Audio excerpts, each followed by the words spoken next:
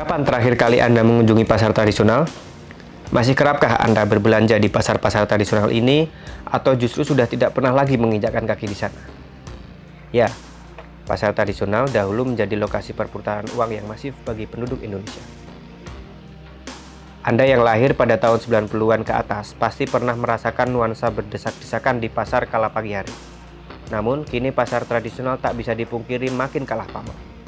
Bukan lagi dengan pasar modern macam minimarket, toko kelontong atau swalayan, melainkan dengan pasar online. Ya, orang makin berkutat di dunia maya seiring pergeseran zaman ke era digital. Makin banyak orang yang berbelanja via online ketimbang berbelanja via offline.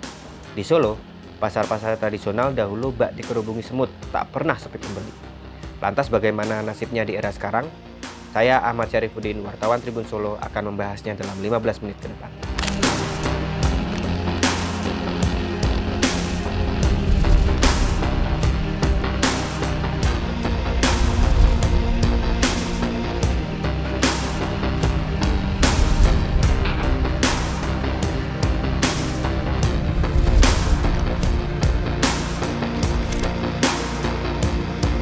Awal penelusuran kami dimulai dari pusat grosir Solo.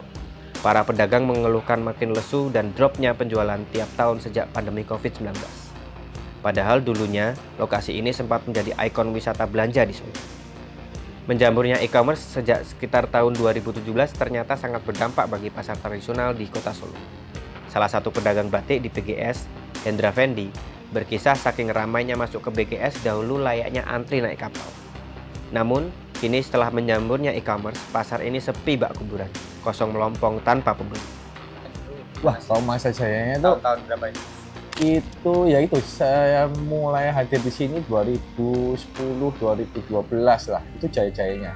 Semenjak hari batik dijadikan hari nasional. Hari batik. Nah itu. Dulu gimana Mas gambarannya? Wah, itu dulu kalau gini aja kita nyari barang aja susah. Rebutan sama pedagang-pedagang lain. Sekarang sales-sales sampai nawar-nawarkan. Perubahannya jauh sekali. Kita mau lewat di waktu liburan, kita lewat di jalan-jalan gini aja itu susah, runtul orang. Sekarang ya lodang kayak gini lah. Perubahannya jauh beda. Mau keluar dari PGS pun nunggu 1 jam antri saking ramenya. Antri kendaraan penuh kayak mau naik kapal itu, antri penuh itu. Saya seperti kayak itu PGS dulu. Sekarang pakaian kosong-kosong. Sampai nolak-nolak, parkir depan tuh sampai tolak-tolak, ditutup penuh. Sekarang nggak pernah ada kejadian nutup parkir, nggak pernah ada. Kalau dengan keadaan sekarang terutama dalam beberapa bulan terakhir ini, itu drop banyak sekali. Dari tahun ke tahun itu sudah banyak drop, dan tahun yang ini lumayan parah dropnya. Lebaran yang biasanya menjadi momen pedagang meraup untung pun tak banyak membantu. Sepinya pembeli bukan hanya sekedar faktor menjamurnya e-commerce. Ini diperparah oleh kondisi ekonomi yang sedang tidak baik-baik saja. Di sisi lain, produsen kini lebih diuntungkan dengan adanya platform marketplace karena bisa menjual produknya tanpa melalui reseller. Peta rantai ekonomi otomatis berubah dari yang biasanya produsen distribusi konsumen, kini menjadi produsen langsung ke konsumen. Belum lagi adanya diskon dan gratis ongkos kirim dari platform marketplace yang membuat pedagang kian merana. Untuk sekedar menutup biaya operasional pun, para pedagang PGS kesulitan lantaran tiap kios hanya bisa mengantongi omset paling banyak sekitar 4 juta rupiah. Ada perubahan tuh gini Mas. Mungkin orang datang rombongan. Mereka rombongan datang katanya rame. Tapi mungkin yang beli cuma 1. Itu pun kasar. Katanya orang rombongan banyak. Atau sak keluarga yang beli apa cuma tanah kolor. Penurunan. Ada yang cuma jalan-jalan kok, karena wisata cuma jalan-jalan kok. Itu kurang lebih. Saya melihat tuh wisata untuk belanja semakin berkurang. Mungkin bukan batiknya, mungkin daya belinya ya. Daya beli mungkin semua lagi susah karena sekarang ini. Dari kenalan-kenalan relasi saudara pun semua pada mengeluhkan berbagai macam sisi bidang itu semua drop semua kebanyakan. Tak jauh berbeda dengan PGS, Beteng Trade Center atau BTC pun mengalami kondisi yang memprihatinkan. Bisa dikatakan lebih parah. Banyak kios terpaksa tutup karena tak mampu membiayai operasional. Jika PGS masih bisa bertahan walaupun dengan terseok-seok, para pedagang BTC berakhir bertahan dengan tumpukan utang. BTC aja sebelah ini aja itu banyak banget yang drop, banyak banget yang nutup. Kalau di sini masih Di sini- buka masih ada ya. Di sini gini, di sini semenjak COVID itu banyak. Yang bertahan tuh mungkin bertahan, tapi bukan berarti bertahan dengan sehat, bertahan dengan dengan utang. Dari PGS dan BTC, kami meneruskan perburuan melihat jejak pasar-pasar tradisional yang melesu. Pasar Klewer salah satunya. Ketua Himpunan Pedagang Pasar Klewer, Tafib Harjono, berkeluh kesah soal berkurangnya minat kunjungan ke Pasar Klewer yang terasa saat Lebaran terakhir. Faktor-faktor lain pun berperan besar membuat Pasar Klewer makin sepi. Mulai dari pedagang yang terlampau padat, membuat mereka hanya bisa menempati kios yang sangat kecil. Kemudian, jalan di sela-sela kios pun sangat sempit sehingga membuat pengunjung kurang nyaman. Hingga adanya pedagang bermobil yang berjualan di sekitar Pasar Klewer. Mereka seakan menyerobot konsumen Pasar Klewer yang sebenarnya tidak seberapa banyak. Karena kondisi seperti ini pun kadang ada yang tidak laku sehari itu. Sudah lama sebenarnya. Jadi mulai pasar yang baru ini sudah terasa artinya kita tidak seperti yang dulu. Lebaran juga tidak seperti yang dulu. Jadi harapan kita bisa saat Lebaran, bahkan dulu itu pernah disidak oleh Dewan itu, ternyata dia juga kaget. Bahkan dari pernyataan pedagang itu ada yang saat itu menjelang Lebaran, seminggu sebelum Lebaran itu ada pedagang yang seharian tuh sekitar sampai lewat tengah hari itu belum ada yang laku. Seperti itu. Lalu yang kedua itu kondisi fisik bangunan yang baru ini kan kebanyakan pada mengeluhkan gitu, mengeluhkan kondisi pasar itu. Jadi mereka pasarnya jalannya terlalu sempit dan macam-macam. Ya sebenarnya kiosnya itu kecilnya nggak seberapa, hanya karena itu dulu memang keadaan fisik lokasi itu, tapi karena juga jalan gang-gangnya itu juga berkurang lebarnya, jadi itu membuat kurang nyaman. Sekarang para itu yang biasa kulaan di pasar itu sekarang lari ke sana. Dan di sana sangat mudah. Artinya apa? Dia nggak perlu parkir, udah kadang turun dari motor aja, nggak usah turun, sudah dilempar. Harga, karena kalau harga itu biasanya kan memang dia lebih murah, karena dia itu pertama itu memang dia untuk dijual lagian gitu, seperti itu. Nah, itu memang iya, cuman yang kedua itu di sana itu pedagang yang mau kulaan tuh sudah larinya ke sana, tidak ke pasar lagi. Nah, itu harusnya ditertibkan gitu. Bukan puluhan lagi, ratusan. Bahkan bisa mencapai ribuan. Ribuan pedagang ya.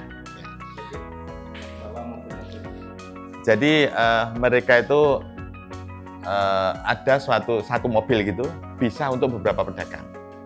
Bisa 4 sampai 7 pedagang kira-kira itu. Pasar tradisional lain yang tak kalah sedih nasibnya yakni Pasar Kliwon. Pasar yang awalnya didominasi penjualan sembako itu berusaha bertahan hidup dengan beralih menjadi pusat percetakan. Belasan pedagang kini menggantungkan hidupnya dari mencetak undangan nikah dan nota penjualan. Salah satu pedagang, Agung Pelo, mengungkap bisnis percetakan di Pasar Kliwon sempat mengalami kejayaan di tahun 2000-an. Meski begitu, disrupsi digital nyatanya tetap menyasar mereka. Undangan digital dan pembayaran digital membuat permintaan percetakan semakin menurun. Tapi pandemi itu ya turun.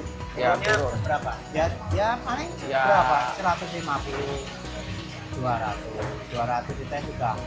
Ya sekitar lah Mas, 30 sampai 40% ya. Ya. Sama kemajuan teknologi sekarang itu ya mempengaruhi lah. Ya, Itu rasanya dengan online itu undangan digital Mas. digital. Undangan digital itu kan mempengaruhi Mas. Sekarang undangan digital akhirnya undangan yang secara fisik itu jadi pesennya berkurang. Tapi kalau untuk keseluruhan ya ini lah Mas, ekonomi ya agak abot ini secara global kan ya tetap semua bidang kan turun. Ya sesudah COVID itu loh. Itu ya gitu Pak. Menurun terus ya. Menurun ya. Penelusuran kami berlanjut. Kali ini kami menemui Ketua Paguyuban Pedagang Mie Ayam Pasar Jongke, Edi Santoso. Pedagang pasar Jongke belum bisa merasakan ramainya pasar bahkan setelah 1,5 tahun dibangun.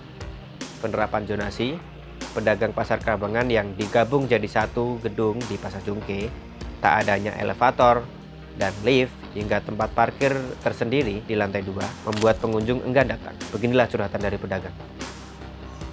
Kendalanya setelah ini terutama adalah yang di lantai 2 khusus di sembako ini mempunyai problem yang agak besar dengan tidak adanya ruang parkir. Para pedagang yang di lantai 2 ini mengeluh karena sepi pengunjung. Karena luasnya bangunan pasar ini sehingga fasilitasnya juga terlalu banyak ya. Sehingga para pengunjung juga merasa kecapean. Sudah dizonasi mau beli yang ini ternyata adanya di lantai 2 yang mengakibatkan keluhan daripada pengunjung itu. Situasi ini makin tidak menguntungkan untuk mereka. Para pedagang sulit mempromosikan panci hingga drum jualan mereka karena tak terlihat langsung dari jalan. Ya kalau di pasar Kabangan mungkin berkurang ekonominya karena ya kendalanya kan masuk ke kios-kios yang dalam itu ya. Jadi susah juga untuk kelihatan dari jalan. Mebel posisinya di lantai 2. Ya kan nggak bisa, nggak, padahal lantai 2 nggak ada fasilitasnya untuk menaikkan turunkan barang. Akhirnya ya kosong, banyak yang tidak digunakan ataupun ya nyewa yang di bawah kalau ada itu kan gitu. Ataupun bahkan ada yang nyewa di luar. Melesunya pasar tradisional ini pun sudah sampai membuat Kepala Dinas Perdagangan Kota Solo Agus Santoso menyorotinya. Keluhan pedagang ditanggapinya bahwa penambahan elevator atau lift akan menyalahi desain awal. Ia telah menawarkan solusi untuk pengunjung lantai 2 dengan parkir di depan gedung. Begitupun zonasi harus dilakukan sehingga penataan menjadi lebih rapi, sistem pembuangan limbah juga bisa diatur agar tak mengganggu kenyamanan. Memang kalau desain di sana itu kan sejak awal itu kan sudah mengikuti desain dari Kementerian PUPR. Tapi kalau kayak elevator atau lift itu tidak memungkinkan ya? Nanti itu merubah desain semuanya, Mas. Sementara itu kalau kami ya para pengunjung aja sebagai ditaruh di depan, sebagai ditaruh di atas, sebagai berarti para pengelola parkir juga harus bisa mengantisipasi seperti itu. Tidak semua harus ke atas semua, nanti kasan yang ada di lantai. Tidak semua harus di bawah. Memang kalau pasar ini harus zonasi. Memang saat ini yang tidak sesuai dengan zonasinya memang kita dorong harus seperti yang di zonasi ya sudah sesuai dengan peruntukannya. Jangan sampai pedagang basah dijadikan satu dengan yang fungsinya tidak sesuai. Kan sudah ada kalau kita sudah ada zonasi minimal untuk pembuangan air limbah kan lebih mudah. Daging ya khusus daging nanti kita buatkan pembuangan limbahnya seperti yang oleh-oleh dan sebagainya kan tidak perlu pakai pembuangan sari-sari dan sebagainya. Berbagai cara dilakukan Pemkot Solo untuk menarik minat pengunjung. Penggencaran promosi hingga menggandeng sejumlah event organizer untuk mengadakan event di pasar ini.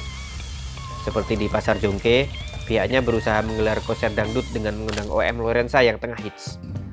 Memang tidak pasar juga aja ya, memang hampir semua pasar baik tradisional dan modern kondisinya memang ya, Mas sendiri bisa lihat ya.